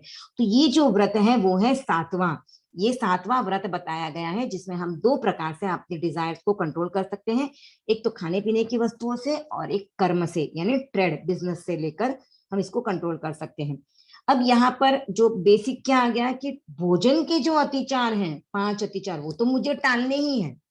जो हमने देखे हैं अतिचार, कि भाई जो जिसमें ज्यादा वेस्ट होती है वैसी वस्तुएं नहीं खानी है, हमें सचित्र नहीं खाना है, अध पक्का अध कच्चा खाना नहीं खाना है, खाने पीने की वस्तुओं को ज्यादा नहीं रखना है, हरा सूखा फल हमें गुठली के साथ मुख में नहीं लेना है। तो ये भोजन के तो मुझे टालने ही है, लेकिन साथ में मुझे कर्मादान जो है 15, वो भी मुझे टालना है। मैं जितना जितना इनको टालूंगी उतना उतना मैं कर्मों का बंधन से बचूंगी। तो ये हमने अर्थ देखा है उपभोग परिभोग परिमाण व्रत के। एक बार हम वापस उच्चारण कर लेंगे। उपभोग परिभोग परिमाण व्रत, सत्तमम उपभोग परिभोग परिमाण वयम। भोग के साधन विपुल है, अतुल मन की लालसा, लालसा की पूर्ति में आरंभ है भूचाल सा। खाद्य संयम वस्त्र संयम वस्तु का संयम सधे, भोग या उपभोग का संयम सफलता से सधे। ये हो गया हमारा फर्स्ट ग्रुप। अब सेकंड ग्रुप स्टार्ट हो रहा है। प्रथम उल्लणिया अंगोछों का सविधि परिमाण हो, दंतवण सीमित दतौनों का सहज संज्ञान हो। फलों की विधि तैल मर्दन और उबटन स्नान जो, वस्त्र की विधि विलेपन पुष्पाभरण पहचान हो। अगरु धूपन पेय बहुविध भक्ष्य गेवर आदि है, तथा ओदन सूप विधि अरु विगय विधि निरुपाधि है। ये हो गया हमारा सेकेंड ग्रुप। अब थर्ड, शाक मधुरिम फल सरस भोजन उदक विधि ज्ञेय है, और विधि मुख वास वाहन शयन की आदेय है। पादुका व सचित्त विधि द्रव्यादि का सीमाकरण, अधिकतम उपभोग अरु परिभोग का हो परिहरण। त्याग मुझको जिंदगी भर इक करण त्रय योग से, मिला मौका साधना का किसी शुभ संयोग से। अपरिमित। अब लास्ट ग्रुप, फोर्थ ग्रुप, अपरिमित उपभोग से रहता मनुज संतप्त है, द्विधा भोजन कर्म से व्रत सातवां प्रज्ञप्त है, टालने अतिचार भोजन के यथा अनिवार्य है, तथा कर्मादान 15 कर्मतः परिहार्य है। तो यहाँ पर हमने देखा 20 लाइंस का ये उपभोग परिभोग परिमाण का व्रत है और हमने इसको 4 पार्ट में ब्रेक किया है, 4 ग्रुप्स बनाए हैं। कैसे होता है ना, हम एक साथ 20 लाइन लर्न करने का बोलेंगे तो हमको लगता है अरे बाप रे इतनी सारी लाइंस है, लेकिन जब उसको पार्ट पार्ट करके लर्न करेंगे तो हमको बिल्कुल भी डिफिकल्ट नहीं लगेगा। कैसे, जैसे एक व्यक्ति जंगल में चला गया और उसको वहां पे घना अंधेरा दिखाई दिया, इतना डार्कनेस था कि उसको डर लग रहा था, अब मैं क्या करूं। तो एक व्यक्ति ने उसको कहा ये दिया ले लो, ये दिया लेके तुम जंगल में जाओगे तो तुम्हारी प्रॉब्लम सॉल्व हो जाएगी। बोलते इतना सा छोटा सा दिया, इससे क्या होगा, ये अंधेरा कितना घना है। तो उसने कहा कि तुम दिए को हाथ में पकड़ के चल के तो देखो। तो उसने उस दिए को हाथ में पकड़ा और उसको जितना पार्ट चलना था उतना पार्ट उसको दिखाई दिया। वो थोड़ा आगे गया, उसको आगे का पार्ट दिखाई दिया। ऐसे करते करते उसने पूरा जंगल पार कर लिया। तो वैसे ही हमें भी जब भी कभी हम कोई वस्तु याद करने लेते हैं, कोई श्लोक याद करने लेते हैं या कोई आंसर्स भी हो आपके स्कूल में, तो आप बड़ा देख के उसको डरिए मत, उसको पार्ट पार्ट में ब्रेक कीजिए, उसके मेन पॉइंट्स निकालिए और उसको पार्ट में ब्रेक करके आप लर्न करोगे तो देखिए आपका 20 लाइंस का क्या 100 लाइंस का भी याद हो जाएगा। जैसे अभी आपका प्रतिक्रमण भी याद हो रहा है, इतना बड़ा प्रतिक्रमण है, इतना डिफिकल्ट टास्क है प्रतिक्रमण लर्न करना, लेकिन आप इसको पार्ट पार्ट में याद कर रहे हो। तो आप जब लर्न हो जाएगा ना, उसके बाद आप जब रिव्यू करोगे ना तो आप सोचोगे अरे मैंने प्रतिक्रमण याद कर लिया, मुझे तो कितना डिफिकल्ट लग रहा था। तो ये सिचुएशंस भी हमारे साथ हो जाएगी कि हम एक दिन प्रतिक्रमण याद करने के बाद बोलेंगे अरे मैंने इतना प्रतिक्रमण याद कर लिया, पर मैंने जब शुरुआत की थी तब मुझे डर लग रहा था कि मैं इतना बड़ा प्रतिक्रमण कैसे याद करूंगी, इतना डिफिकल्ट वर्ड्स है, हिंदी में है, प्राकृत में है, मैं किस तरह से करूंगी, पर हो गया। तो जब हम थोड़ा थोड़ा थोड़ा थोड़ा करके कोशिश करते हैं तो हो जाता है। जैसे हमारी जिंदगी भी एक एक दिन करके बढ़ती है, वैसे ही हम थोड़ा थोड़ा थोड़ा करके डिसाइड करेंगे तो हमारा हो जाएगा। तो हम उसी तरह से प्रतिक्रमण भी याद कर लेंगे, ये 20 लाइंस भी हमारी इजीली याद हो जाएंगी। नेक्स्ट जो है 8वां श्रावक का व्रत है वो है अनर्थ दंड वीरमण व्रत। अनर्थ दंड वीरमण, अनर्थ यानी विदाउट कोई पर्पज, विदाउट एनी पर्पज हम किसी जीवों को दंड देते हैं, उनको सजा देते हैं या उनको कष्ट देते हैं, उनको तकलीफ पहुंचाते हैं, तो इन वस्तुओं से, इन कार्यों से हमें दूर रहना है। तो ये ऐसे अनर्थ दंड वीरमण हम कैसे देते हैं जीवों को, जैसे हम ऐसे ही पत्ते तोड़ देते हैं, फूल तोड़ देते हैं, घी और तेल के बर्तन हम खुले छोड़ देते हैं, पानी के बर्तन खुले छोड़ देते हैं। तो यहाँ जो हमने पानी के बर्तन खुले छोड़ देते तो उसमें विंद्रिय जो छोटे छोटे जीव हैं वो गिर जाते हैं। आप बाल्टी अगर सीधा खुला छोड़ देते हो तो उसमें कभी कभी आप देखोगे चिपकलियां गिर जाती है, कभी कॉकरोच गिर जाते हैं और उनको बाहर निकलना मुश्किल हो जाता है। तो हमें इस तरह के कार्य नहीं करने हैं कि किन्हीं जीवों को प्रॉब्लम हो। तो ऐसे कार्य जैसे हम क्या करते हैं, वृक्षों को काट देते हैं, तालाब आदि जो चीजें हैं उनमें गंदी वस्तुएं फेंक देते हैं, तो ये वस्तुएं हमको नहीं करना है। जानबूझ के हम चलते समय नहीं देखते हैं, जहां पर एंट्स है, मकोड़े हैं, वहां पर हम चल देते हैं, गंदी बातें बोलते हैं लोगों को जबकि जरूरत नहीं होती है, किसी को हर्ट करना हमें जरूरत नहीं होता फिर भी हम बोल देते हैं, मजाक में भी बोलते हैं पर ऐसी बातें बोल देते हैं कि सामने वाले को हर्ट हो जाए। तो ये अनर्थ दंड हम देते हैं लोगों को जिसकी कोई जरूरत नहीं होती है। अर्थ यानी अपनी जीवन को चलाने के लिए हमें अगर कोई कार्य करने पड़े तो वो अर्थ है, यानी वो हमारे पर्पज से हो रहे हैं, क्योंकि हमें अपनी लाइफ को चलाना है, अपनी बॉडी को हमें पोषण देना है, तो हम कर रहे हैं। जैसे मैं अभी आपको पढ़ा रही हूँ तो ये हमें करना है, क्योंकि हम नहीं बताएंगे, मैं बताऊंगी नहीं, आप सुनोगे नहीं, तब तक कैसे सीखोगे, फिर वापस आप डाउट्स पूछते हो, तो वो भी अर्थ है। लेकिन आप अगर उसको अदर वे में ले लेते हो, मैं पढ़ने के अलावा और कई फालतू की बातें करने शुरू कर देती हूँ, गॉसिप करना शुरू कर दूं, आप भी पढ़ने के अलावा और कोई डाउट पूछ के अगर क्लास का टाइम भी वेस्ट करते हो, तो ये जो अनर्थ क्रियाएं हम करते हैं उनसे हमें दूर रहना है। तो अनर्थ दंड वीरमण व्रत के हम उच्चारण देखेंगे। अट्ठमम अनट्ठा दंड वेरमणभयम, अट्ठमम अनट्ठा दंड वेरमणभयम। आपको ये ध्यान देना है, ये जो वयम है वो डबल व है, इसके लिए न पे प्रेशर आता है। तो एक बार वापस देखते हैं, अट्ठमम अनट्ठा दंड वेरमणभयम। आप वेरमण वय बोलोगे तो वो उच्चारण गलत हो जाएगा, वेरमणभयम। 8वां व्रत है अनर्थक दंड से विरमण सदा, आठवां व्रत है अनर्थक दंड से विरमण सदा, चतुर्विध प्रज्ञप्त उसका हो न आसेवन कदा, चतुर्विध प्रज्ञप्त उसका हो न आसेवन कदा, बंधकारक अशुभ चिंतन अपध्यानाचरित है। यहाँ पर भी ध्यान देना, अपध्यानाचरित, चरित नहीं है, चरित है, अपध्यानाचरित है। बंधकारक अशुभ चिंतन अपध्यानाचरित है। मत्त होकर क्रिया करना स्वप्रमादाचरित है, मत्त होकर क्रिया करना स्वप्रमादाचरित है। हिंस्त्र शस्त्र प्रदान करना, हिंस्त्र शस्त्र प्रदान करना पथन श्रावक धर्म का, अन्य को उपदेश देना पापकारी कर्म का, अन्य को उपदेश देना पापकारी कर्म का। इस अनर्थक दंड का मैं त्याग आजीवन करूं, इस अनर्थक दंड का मैं त्याग आजीवन करूं। दो करण त्रय योग से हो सजग आगे पग धरूं, दो करण त्रय योग से हो सजग आगे पग धरूं। वापस एक बार चरण देखेंगे। अठमम अनट्ठा दंड वेरमण वयम, आठवां व्रत है अनर्थक दंड से विरमण सदा, चतुर्विध प्रज्ञप्त उसका हो न आसेवन कदा, बंधकारक अशुभ चिंतन अपध्यानाचरित है, मत्त हो अपध्यानाचरित है। मिच्छामि दुक्कडम, एक बार वापस बोलती हूँ। बंधकारक अशुभ चिंतन अपध्यानाचरित है, मत्त होकर क्रिया करना स्वप्रमादाचरित है। आई थिंक मैंने वापस रॉन्ग बोला है, अपध्यानाचरित चरित है, च को लंबा लेना है, यहाँ पर आप ध्यान देना, आपको च को दीर्घ लेना है।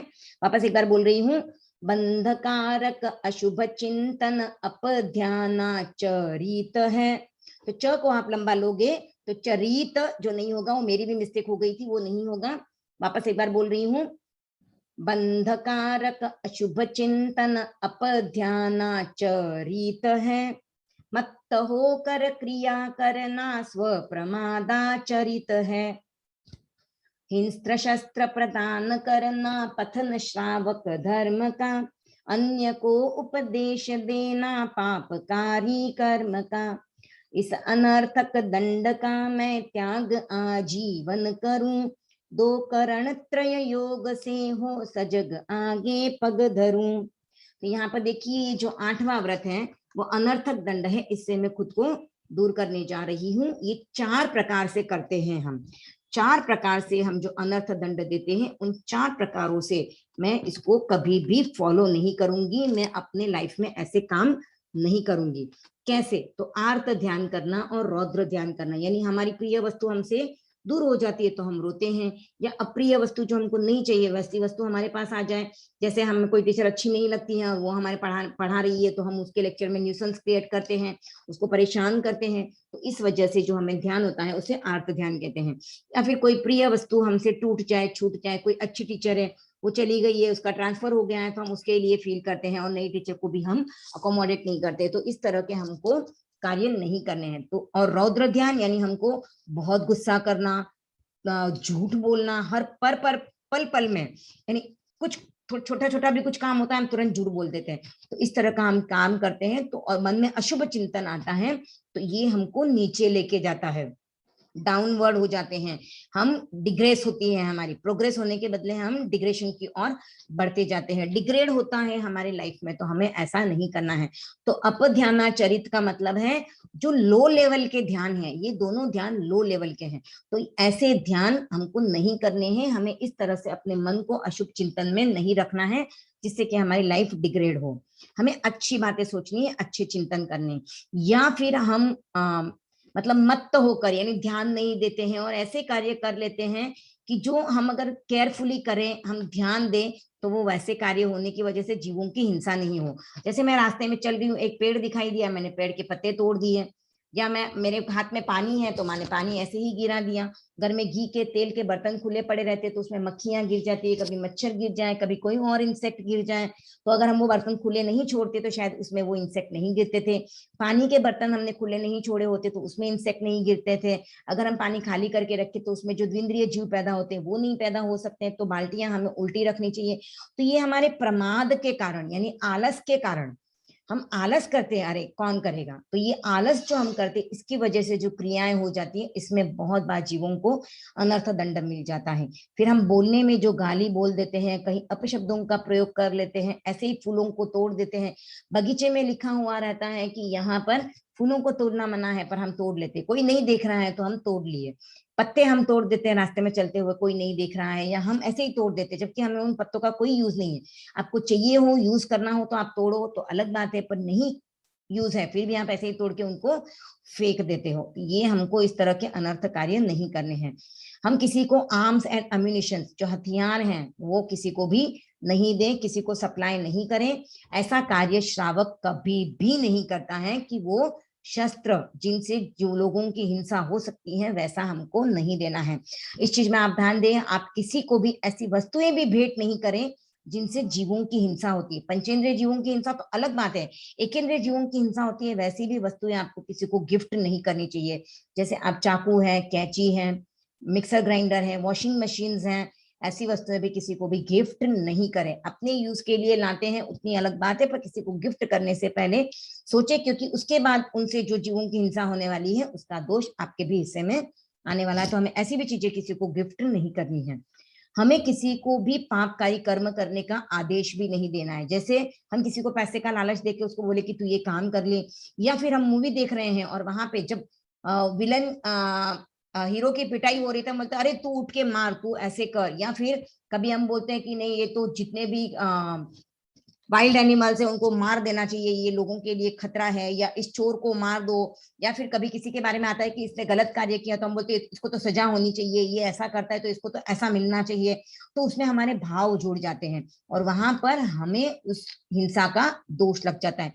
भले ही हमने की नहीं है पर हमने उस हिंसा में अपना शेयर तो ले ही लिया। तो हमें इस तरह का शेयर नहीं लेना है। इसके लिए भी एक प्रसंग आता है, मैं आपको बताना चाहूंगी। एक राजा और रानी थे। तो रानी को एक अन्य युवक से प्यार हो जाता है। राजा और रानी की शादी हो चुकी थी पर वो किसी और व्यक्ति के साथ उसका संबंध हो जाता है। तो राजा को जब इस बात का पता चलता है तो राजा उस युवक को और रानी को चौराहे पर, यानी जो एक प्लेस होता है जहां पर सजा दी जाती है, वहां पर खड़ा कर देते हैं और आते जाते सभी लोगों का ओपिनियन सुनते हैं कि लोग क्या बोल रहे हैं। तो उनके इस कार्य में सहयोग करने वाली एक दासी भी थी, सर्वेंट थी उनकी, तो उस सर्वेंट को भी सजा दी गई थी। तो किया रानी ने और उस युवक ने, तो उनको सजा मिली, और दासी ने उनका हेल्प किया यानी करवाया तो उसको भी सजा मिली। पर अब राजा ने क्या किया, जब उनको उस प्लेस पे खड़ा किया तो सबके ओपिनियन सुन रहे थे, आते जाते लोग क्या बोल रहे हैं। तो कोई बोल रहा था कि राजा रानी ने बहुत गलत कार्य किया, इसको तो सजा मिलनी ही चाहिए। और कोई बोल रहा है अरे क्या हो गया, उसको जरूरत लगी उसने किया। तो जिसने ऐसे बोला कि भाई जो किया उसमें क्या गलत हुआ, तो उनको भी पकड़ के उनको भी सजा दी गई, यानी उन्होंने उनसे अग्री किया। तो हम कोई गलत कार्य करते हैं उसको हम अग्री करते हैं, उसको हम अप्रिशिएट करते हैं, तो उसका एक शेयर हमारे तरफ भी आ जाता है। तो हमें अप्रिशिएशन नहीं करना है और ना किसी को उस तरह के पापकारी कार्य करने का आदेश भी नहीं देना है। उनको सजेस्ट भी नहीं करना है कि तुम इस तरह से कार्य कर लो। जैसे हम किसी को बोल दे, कोई समझे, आपके फ्रेंड्स भी बोलते हैं कि आज मैंने होमवर्क नहीं किया है, तो हम क्या बोलते हैं, तू बोल देना मेरा सिर दुख रहा था तो मैं नहीं आ पाया, मैं होमवर्क नहीं कर पाई, ये भी बोल देते हैं। तो इस तरह का हम सजेशन देते हैं, वो भी हमको नहीं देना है। उसको जो करना है वो करें, हमें उसको सजेशन नहीं देना है। तो इस तरह का जो अनर्थक दंड का त्याग है वो मैं आजीवन यानी जीवन भर के लिए कर रही हूँ। जब तक मेरा जीवन है तो अपनी क्षमता देख के हमें उसकी लिमिट हाईएस्ट रखनी है, जिससे कि हमारे त्याग में दोष नहीं लगे। तो ये त्याग 2 करण और 3 योग से होते हैं, और त्याग करने के बाद भी हमें इसमें हमेशा केयरफुल रहना है और हमें जीवन में आगे बढ़ना है। तो ये हमने देखा 8वां व्रत। एक बार उच्चारण देख लेते हैं। अट्ठमम अनट्ठा दंड,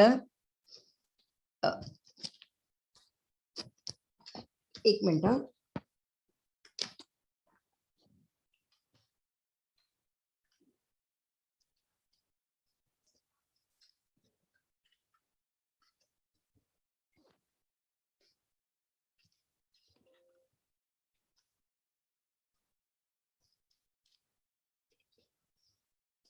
अठमम अनट्ठा दंड वेरमण भयम। आठवां व्रत है अनर्थक दंड से विरमण सदा। चतुर्विध प्रज्ञप्त उसका हो न आसेवन कदा। बंधकारक अशुभ चिंतन अपध्यानाचरित है। मत्त होकर क्रिया करना स्व प्रमादाचरित है। यहाँ पे थोड़ा आपको केयरफुल रहना पड़ेगा इन लाइंस का प्रोनाउंस करते समय। ये सेकंड वाली लाइन तो फिर भी इजीली हो जाती है, फर्स्ट लाइन जो उसको थोड़ा ध्यान से देखना है। बंधकारक अशुभ चिंतन अपध्यानाचरित है। मत्त होकर क्रिया करना स्व प्रमादाचरित है। हिंस्त्र शस्त्र प्रदान करना पथन श्रावक धर्म का। अन्य को उपदेश देना पापकारी कर्म का। इस अनर्थक दंड का मैं त्याग आजीवन करूं। दो करण त्रय योग से हो सजग आगे पग धरूं। तो आज के लिए हम यहीं पे क्लास संपन्न करते हैं। उपभोग परिभोग परिमाण व्रत बहुत बड़ा था, तो इसके लिए हमारे ये 2 व्रत हो पाए हैं। तो आप लोगों को ध्यान देना है, आज की हर क्रिया को आपको ऑब्जर्व करना है। मैं जो कर रही हूँ वो मुझे करना चाहिए या नहीं करना चाहिए। ये काम करना मेरे लिए जरूरी है, मैं नहीं करूंगी तो भी चलता है, तो नहीं करने पे भी चलता है, तो ऐसे कार्यों को आपको नहीं करना है। पर जो चीजें अच्छी हैं, जो कार्य करने अच्छे हैं, उन कार्यों को हमें करना है। पर कौन से कार्यों में हमें सोचना है कि जिनमें जीवों की हिंसा होती है, जो हमारे लिए वेस्ट है, हम नहीं भी करेंगे तो भी चलेगा, और अगर हम करेंगे तो वो वेस्ट ही होने वाला है। तो वैसे कार्यों को हमें नहीं करना है, वैसी चीजों को भी हमें यूटिलाइज नहीं करना है। हमें अपनी वस्तुओं को कंट्रोल करना है, खाने की वस्तुओं को कंट्रोल करना है, पहनने के कपड़ों को भी हमें कंट्रोल करना है, और हमें किसी को भी अनर्थ दंड भी नहीं देना है। तो इन सब चीज के प्रति आप अगर जागरूक रहोगे तो आप बहुत सारे कर्मों के बंधन से बच जाओगे और आपकी लाइफ अच्छी होगी। तो हम जैसे बुरे वस्तुओं से तो वैसे भी बचते हैं, बुरे कार्यों से तो बचते हैं जो दंडनीय है, जिनकी सजा मिलती है। पर बहुत सारे ऐसे कार्य हैं जो हमें पता ही नहीं है कि इन कार्यों को भी करना एथिकली रॉन्ग है, तो वैसे कार्य भी हमें नहीं करने चाहिए, क्योंकि एथिकली रॉन्ग कार्य जो हैं वो लोगों को दिखाई नहीं देते हैं, लेकिन उसका जो रिजल्ट है वो आपको मिलने ही वाला है। जो व्हाइट कॉलर क्राइम कहे जाते हैं, वैसे कार्यों को भी हमें नहीं करना है, क्योंकि व्हाइट कॉलर क्राइम जो कहे जाते हैं वो ऐसे कार्य होते हैं जो व्हाइट कॉलर के पीछे रह के लोग करते हैं। लोगों को लगता है अरे ये तो व्हाइट कॉलर यानी कितने हाई स्टैंडर्ड वाले हाई लेवल के लोग हैं, पर ऐसे लोग भी ऐसे कार्य कर देते हैं जो एथिकली रॉन्ग होते हैं। जैसे हम कहते हैं करप्शन, करप्शन हम जो करते हैं वो एक व्हाइट कॉलर क्राइम की तरह ही है, और वो बहुत बार जाने अनजाने में हमसे हो जाता है, हमको पता ही नहीं चलता है कि हम उस और जा रहे हैं, पर बाद में जब उसका एकदम अल्टीमेट रिजल्ट हमको दिखाई देता है तो हमें पता चलता है। तो आप बच्चे अभी से इस चीजों को दिमाग में बिठा लें कि मुझे इस तरह के कार्य नहीं करने हैं जो एथिकली रॉन्ग है। चाहे मेरी लाइफ में तरक्की हो या नहीं हो, मेरे पास पैसे ज्यादा आए या ना आए, तो मुझे एथिकली रॉन्ग नहीं करना है, क्योंकि यही एक लाइफ नहीं है, आगे और बहुत सारी लाइफ है, और हर लाइफ में मैंने जो बुरे कार्य किए हैं उनका मुझे कहीं ना कहीं इसका रिजल्ट मुझे भोगना पड़ेगा, आज नहीं तो कल, पर भोगना जरूर पड़ेगा। तो मुझे इस तरह के कोई भी कार्य नहीं करने हैं। इवन आप अपने घर में पेरेंट्स को भी, सबको आपको ये ध्यान रखना है, प्रशिक्षकों को, पेरेंट्स को भी इस चीज का ध्यान रखना है कि हम एथिकली रॉन्ग ऐसे कोई भी कार्य नहीं करें, क्योंकि एक ही जिंदगी नहीं है, आगे बहुत सारी जिंदगियां आने वाली हैं, क्योंकि अभी हमारे मोक्ष में जाने के लिए बहुत टाइम है जहां तक देख रहे हैं, और नहीं तो भी ये 5वां आरा तो है ही है, आगे भी कोई तो जन्म होने वाले हैं, क्योंकि हमारा इतना कोई पुरुषार्थ हुआ नहीं है कि हम मोक्ष के निकट गए हैं। तो हमारी जितनी भी लाइफ है उसमें हमें जितने भी हमने बुरे कार्य किए उनका फल हमको आज नहीं तो कल भुगतना पड़ेगा। तो हम उनसे बचें, हम बुरे कार्य नहीं करें, एथिकली रॉन्ग कार्य भी नहीं करने हैं, और ऐसे कार्य नहीं करने जिससे जीवों को परेशानी होती है। तो हमें हर छोटे से छोटे जीव की भी परेशानी हो वैसा कार्य भी नहीं करना, उससे भी बचना है। तो इसी के साथ ओम अरहम आज की क्लास में यही पे संपन्न करती हूँ। Over to Rinku for game time. बहुत बहुत आभार आपका रेखा जी। देखा बच्चों आपने किस तरह हम छोटे छोटे कार्यों को सावधानी पूर्वक करके अपने कर्मों को हल्का कर सकते हैं, और उनसे होने वाले पापों से हम बच सकते हैं। तो कितना ही सरल शब्दों में हमें रेखा आंटी ने समझाया है। तो रेखा जी आपके लिए बहुत बहुत आभार। और पहले जिज्ञासा ले ले कि गेम लेना है।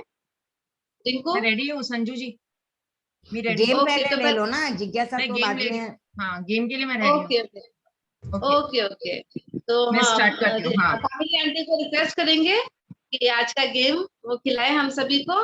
तो हाँ। ओवर टू यू कामिनी जी, आपका इंतजार कर रहे हैं बच्चे सभी बेसब्री से। तो शुरू कीजिए अपना गेम। बिल्कुल।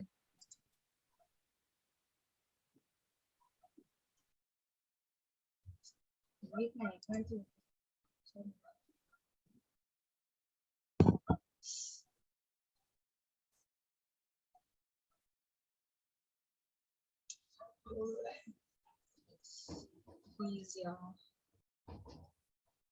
Yay.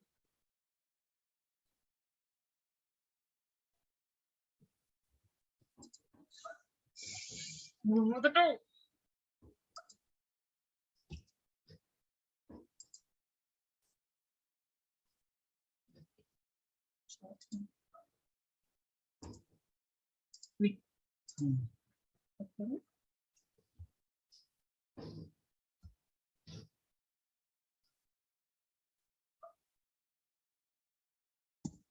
विजय धाकड़, क्या डाउट है आपका? अनम्यूट करो। देखा भाभी, मैंने लिंक आ गई है। हाँ, लिंक डाल दिया है। बच्चे प्लीज चैट नहीं करेंगे। आप लोग ज्वाइन कीजिए। मत जाओ।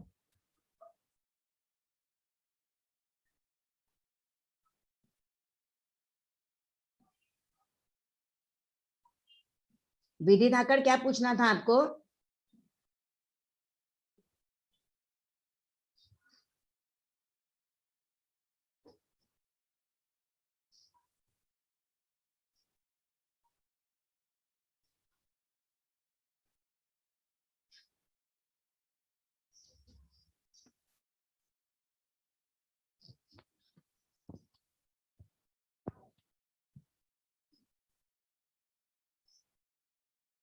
ट्वेंटी 28 पार्टिसिपेंट्स हो चुके हैं। 30। आज बच्चे बहुत जल्दी जल्दी ज्वाइन कर रहे हैं क्योंकि लास्ट वीक इन्होंने गेम नहीं खेला।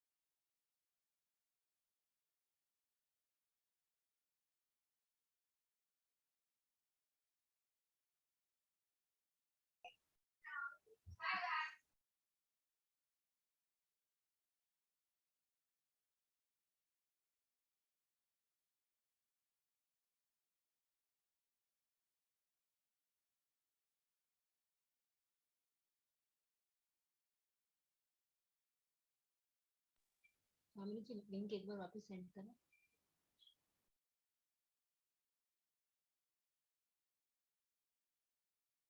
42 पार्टिसिपेंट्स ज्वाइन कर चुके हैं गेम को। लिंक सेंड करो ना एक बार। ओके।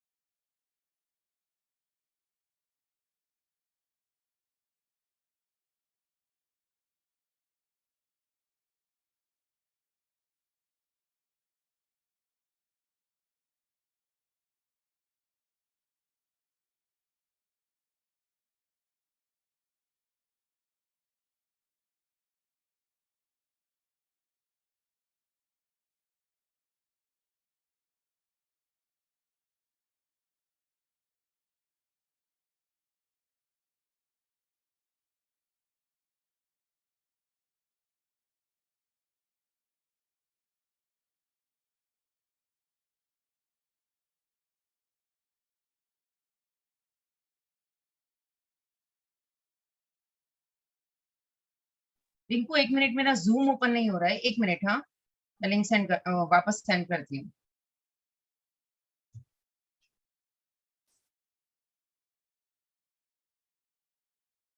स्क्रीन शेयर किया हुआ है ना रिंकी, हाँ इसके लिए। हाँ, फिर वही से मैं जरूर देख- 47 स्टूडेंट हो चुके हैं। मैं स्क्रीन शेयर बंद करूँ एक बार लिंक डालने के लिए? लिंक डाल दिए किसी ने तो भी। अच्छा, कॉपी करके डाल दिया। हाँ हाँ डाल दिया है। ओके। क्या हुआ, बाकी लोग क्यों नहीं ज्वाइन हो रहे? 47 पे क्यों अटका हुआ है? इतना टाइम क्यों लग रहा है? नहीं, 48 बढ़ रहा है, 30 के अभी बाद में हुआ। स्लो। हाँ ठीक है, अभी हो गए हैं ना, क्योंकि बाकी तो मेरे को लगता है 6-7 जन तो हम लोग ही हैं, हाँ, 48 क्योंकि 59 पैसेंट्स हो दिख गए रहा हैं। है तो लगभग 50 या 52 पे स्टार्ट कर देते हैं। 50 हो जाए, हाफ कितने सेंचुरी। लोग भेज रहे हैं लिंक? एक जन को भेजना चाहिए, तो सभी लोग लिंक कॉपी करके भेज रहे हो। थैंक यू आपके एफर्ट्स के लिए, पर एक बार भेजोगे काफी है। चैट चैट डिसेबल कर दो ना।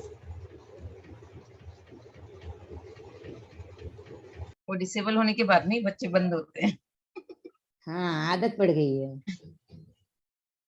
बच्चों, अनर्थ काम नहीं करने हैं, अभी हमने अभी सीखा। अभी आंटी ने बताया आपको, जिससे किसी को भी परेशानी हो वो काम आप मत करिए। 51 हो गया है रेखा भाभी, मे बी ठीक है, मुझे स्टार्टेड। लगता है अभी। स्टार्ट हाँ हाँ हाँ, हाँ स्टार्ट कर दो।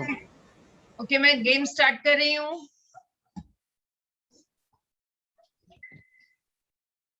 Best of luck all of you. बहुत इजी है, डायरेक्ट हो गया।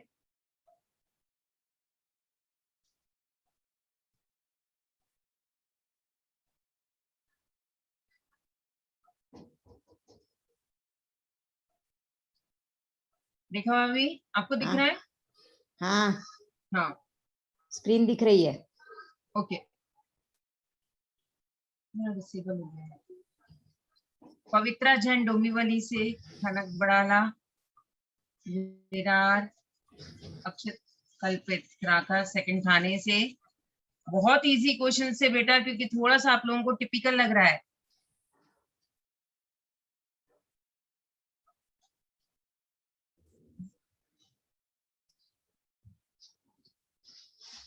खनक बड़ाला, अक्षत कल्पित राका थाने से फर्स्ट एंड सेकंड पोजीशन पे। 0-0 जिनिल Chembur, Akshat Kalpit Raka first, Jenil second,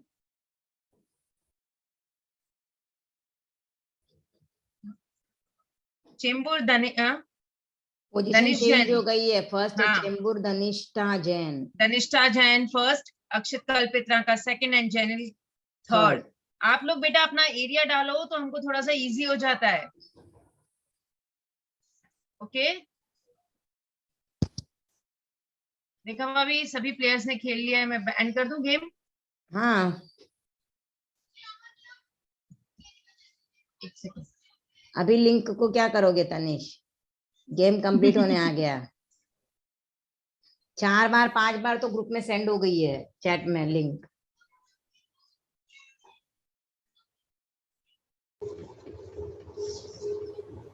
first है चेंबूर धनिष्ठा, सेकंड अक्षत, थर्ड है जेनिल।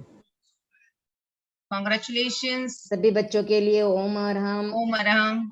जिन्होंने फर्स्ट सेकंड थर्ड लिया उनके लिए भी, और नहीं लिया उनके लिए भी। एक्चुअली दूसरा गेम बनाया था पर वो प्ले नहीं हो पा रहा था, मैं आपके ओके करने से वो तो फिर ये अभी यहाँ पे बैठे बैठे ही बनाया बच्चों की। ओके, गड़बड़ हो गई। ठीक है, चलिए। ये बाकी लोगों के हैंड रेस क्यों है? हैंड रेस डाउन कर लो, अभी कोई डाउट्स नहीं लेने वाले हैं।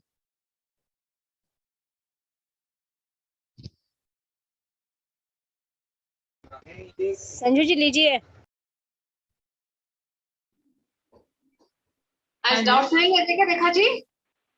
लेने हैं क्या डाउट्स? ले लो, 10 o'clock चाहिए, हो गया है। मुझे कोई 10 प्रॉब्लम बजे नहीं है। एक हाथ लेना है तो ले लीजिए, बाकी टाइम तो हो गया। हाँ, ले लो, हैंड रेस खाली ही दे। आरुष आरुष और हाँ खुशी दो जन का ही है। हाँ, आरुष और खुशी। ठीक है, ले लो। आरुष अपने आप को अनम्यूट करो। मैम एग्जाम कभी है प्रतिक्रमण का? 28 अगस्त। ओ सॉरी 28 अगस्त। 28 अगस्त। दानिश का हो गया। आरुष अनम्यूट करो। मैं हाँ बोलो, बोलो। खुशी,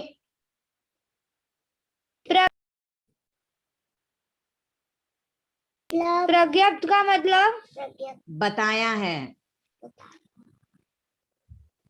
बताया है। हाँ, यानी तीर्थंकरों ने जब बोला ना कि इस तरह से आपको नहीं करना है, इस वे से करना है, तो वो बताना यानी प्रज्ञप्त करना। ठीक है, थैंक यू।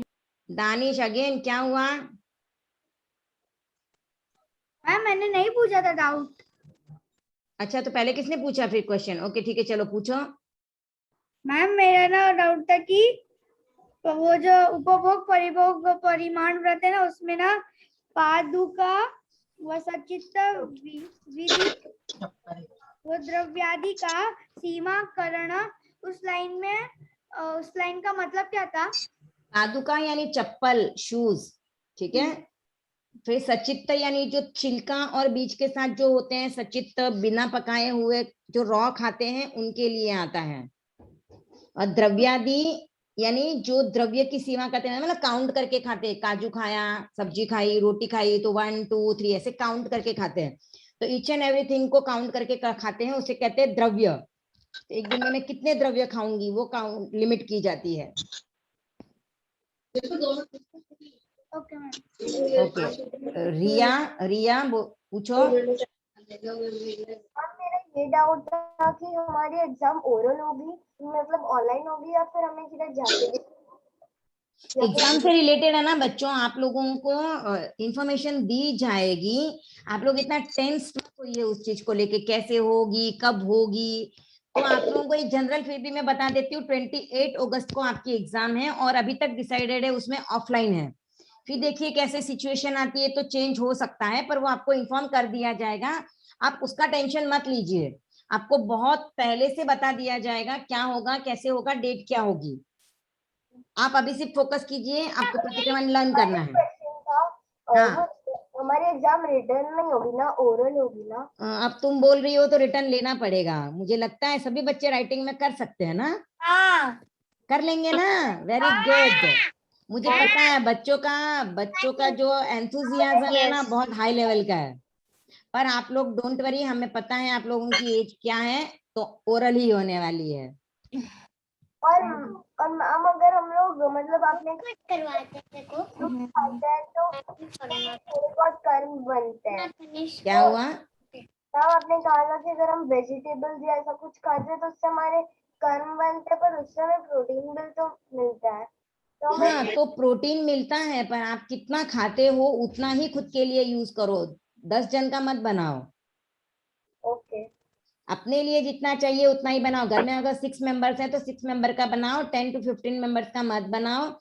और आप भले उसे प्रोटीन मिलता है खा रहे हो, फिर भी उसमें हिंसा तो होती ही है, क्योंकि हिंसा तो हिंसा ही है। भले ही खुद के प्रोटीन्स के लिए कर रहे हैं, खुद को पोषण देने के लिए कर रहे हैं, हमें बॉडी के लिए करनी पड़ती है, पर फिर भी वो हिंसा तो हिंसा ही है। इसके लिए हमको क्या करना है, हिंसा को कम करना है। हम पूरी तरह से बंद नहीं कर सकते हिंसा करना, लेकिन उसको कम कर सकते हैं। तो जितना जितना हो उतना हम कम करें, ठीक है। तो इसी के साथ आज की क्लास संपन्न करते हैं। संजू जी, हाँ रेखा जी, ओम अरहम। और बहुत बहुत आभार रेखा जी के प्रति, सभी कृतज्ञ उसमें करेंगे। अपने वहीं जहाँ पर भी आप बैठे हैं वहीं से आप आंटी के लिए कृतज्ञ उसमें हम बोलिए। सभी गुरुदेव के प्रति कृतज्ञता ज्ञापित करेंगे। और कामिनी आंटी को भी बहुत बहुत थैंक्स इतना अच्छा गेम खिलाने के लिए। और आप सभी को भी बहुत बहुत धन्यवाद टाइम पे जुड़ने के लिए और हमारा उत्साह बढ़ाने के लिए। तो आप सभी सुपरस्टार्स को बहुत बहुत धन्यवाद, आभार, गुड नाइट, ओम अरहम। ओम अरहम।